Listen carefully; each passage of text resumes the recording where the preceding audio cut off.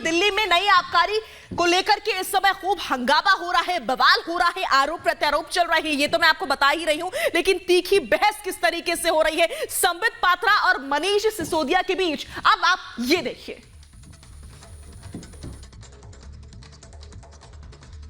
वर्षों से पुरानी पॉलिसी में भी जिस तरह से दुकानें अनऑथराइज एरिया में एलजी ऑफिस से मंजूर होती आई थीं, अचानक एलजी ऑफिस ने अपना स्टैंड चेंज करके, एलजी साहब ने अपना स्टैंड चेंज करके उन दुकानों को फ़ायदा क्यों पहुंचाया जिनकी दुकानें खुल गई थीं। इससे सरकार को बहुत नुकसान हुआ, जबकि सरकार ने उनको लिख के भी दिया कि आपका जो ये स्टैंड है इसकी वजह से सरकार को हज़ारों करोड़ रुपए का नुकसान हो रहा है। उसके बावजूद उन्होंने अपना स्टैंड चेंज नहीं किया, बल्कि डीडीएवीसी की एक कमेटी बनाई, उसका भी कोई नतीजा नहीं निकला और अंततः सरकार को उस बीते वित्त वर्ष में हज़ारों करोड़ का नुकसान हुआ। तो ये आज अगर निर्णय बदला नहीं होता तो सरकार को हज़ारों करोड़ रुपए मिलते। निर्णय बदलने से सरकार का भी हज़ारों करोड़ का नुकसान हुआ और उन दुकानदारों का जिनकी दुकानें खुल गई थीं, जिनके पक्ष में ये फैसला गया, उनको हज़ारों करोड़ का फ़ायदा हुआ। तो 48 घंटे पहले ये फैसला क्यों बदला गया? इनसे किन किन दुकानदारों को ज़्यादा फ़ायदा हुआ और एलजी साहब ने ये निर्णय खुद लिया या किसी के दबाव में लिया, और इसके बदले किस किस को कितना फ़ायदा पहुंचा, इन सारे प्रश्नों की जांच होना बहुत ज़रूरी है। मैंने सीबीआई को लिखा है और मुझे पूरी उम्मीद है कि सीबीआई इस पर निष्पक्षता से जाँच करेगी। असली किंगपिन तो अरविंद केजरीवाल ही है। अरविंद केजरीवाल जी को लगता है हम सब जो जनता है मूर्ख है और जो भी सच्चाई है हम देख नहीं पा रहे। सारी सच्चाई हमें दिख रही है। अब जब चोरी पकड़ी जाने वाली है, बिल्कुल द्वार तक सीबीआई पहुंच चुका है, तो स्वाभाविक रूप से ये किस प्रकार से ध्यान भटकाया जाए, बलि का बकरा किसे बनाया जाए, इसकी कवायद जो है वो दिल्ली सरकार कर रही है। और इसी खबर पर ज्यादा जानकारी और बातचीत के लिए हमारे सहयोगी वैभव हमारे साथ जुड़ चुके हैं सीधा ग्राउंड जीरो से। वैभव, अभी इस समय राजधानी दिल्ली में आरोप चल रहे हैं एक दूसरे पर, किस तरीके से वार पलटवार का दौर चल रहा है ये हम लगातार देख रहे हैं। लेकिन अभी इस समय वहां पर क्या हो रहा है मैं आपसे जानूंगी। इस बीच हमारे साथ शहजाद पूनावाला जुड़ चुके हैं। सीधा मैं आप शहजाद के पास ले चल रही हूँ। शहजाद, लगातार हम देख रहे हैं किस तरीके से आरोप प्रत्यारोप का दौर चल रहा है, लेकिन होगा क्या, भविष्य क्या होगा इसका, ये देखने वाली बात होगी। शहजाद, आप लोगों का रुख क्या है ये बताइए। देखिए, साफ सी बात है कि जब से सीबीआई की जांच के आदेश दिए गए हैं, मनीष सिसोदिया और आम आदमी पार्टी हर रोज एक नया झूठ का पुलिंदा सामने लाती है। अगर उनको इस पूरे मामले में एलजी साहब ने तथाकथित रूप से भ्रष्टाचार किया था, तो नवंबर से लेकर अब तक पलाटी मारकर क्यों बैठे थे? नवंबर से अब तक उन्होंने एक भी बार नहीं कहा, और अभी 15 दिन पहले तक कह रहे थे पॉलिसी से तो बहुत मुनाफा हुआ है। और जब सीबीआई की जांच की मांग एलजी साहब ने की तो उसका विरोध किसने किया? इन्होंने किया। इसलिए किया क्योंकि 144 करोड़ का सीधा सीधा मुनाफा एक्साइज को दिया, एक्साइज में घाटा करवाकर उन्होंने माफिया को दिया है। 30 करोड़ का ईएमडी में घाटा करवा के माफिया को दिया है। 50 रुपए प्रति क्रेट इंटरनेशनल लिकर पर कम करवा के मुनाफा दिया है। और अब उन्होंने खुद ने न्यू पॉलिसी वापस ले ली है, जिसका मतलब भ्रष्टाचार हुआ। और इसका मतलब यह है कि केवल चुनाव के लिए पैसा कमाने के लिए इस पॉलिसी को लाया गया।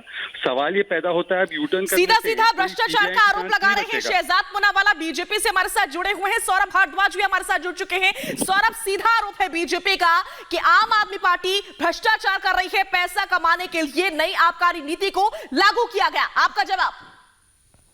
देखिए, ये मेरे साथ 2-3 दिन पहले टीवी पे थे, सब झूठ बोल के ये निकल गए। मैं आज फिर इनसे पूछना चाहता हूँ कि आज तो कम से कम सच बता दीजिए। उसके बाद तो अब कई बार अखबारों में छप गया। मेरी और इनकी जब बहस हो रही थी, इन्होंने कहा दिल्ली के अंदर 1000 दुकानें, फिर बोला 800 दुकानें हैं, 700 दुकानें हैं, और मैं इनको बोलता रहा कि दिल्ली के अंदर 664, 668 के करीब, 464, 468 के करीब दुकानें हैं। और इन्होंने अपनी बात को ऊपर रखा।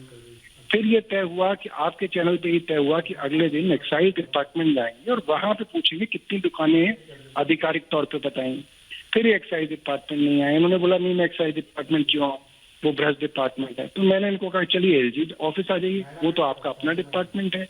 एलजी ऑफिस के किसी अधिकारी से आधिकारिक तौर पे दुकानों की गिनती ले लेंगे। तो ये वहां पे भी नहीं आए। और इधर उधर ट्विटर पे इस पे उस पे, तो मैं इनसे जानना चाहता हूँ, आज तो सच बोल दें कि उस दिन कितनी दुकानें थी, और आज तो ये आपके चैनल पे माफी मांग रहे हैं कि इन्होंने जो झूठ बोला, इन्होंने जो चुनौती लेके जो है ये चुनौती के वक्त आए नहीं। ठीक है सौरभ, ठीक है शहजाद आपने सुना सौरभ ने क्या कहा, वो एक बार फिर से चाहते हैं कि आप माफी मांगे।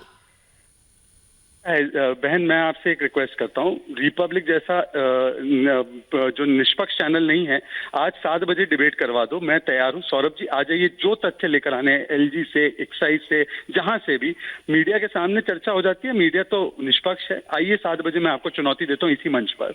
7 बजे ऐश्वर्या जी का शो होता है, मुझे लगता है 7 बजे ऐश्वर्या जी हम दोनों को बुला दे, मैं तैयार हूँ।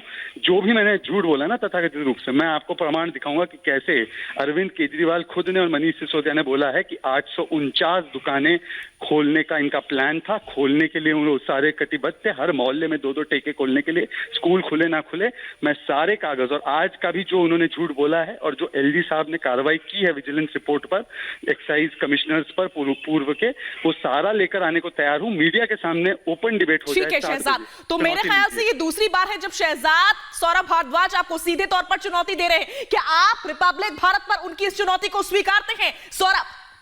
ये बड़ी अच्छी बात हो गई कि इन्होंने आज अपना झूठ कबूल लिया और अब इन्होंने बोल दिया कि हाँ, मनीष सिसोदिया, अरविंद केजरीवाल कहते थे कि 849 दुकानें खुलने का प्लान था। अब ये इस चीज का है कि 849 दुकानें खुलने का प्लान था, वो तो हमेशा से ही था। और ये आज की नई पॉलिसी में भी 849 दुकानों का ही प्लान था, और जो पुरानी पॉलिसी थी उसमें भी 849 दुकानें ही दिल्ली के अंदर थी।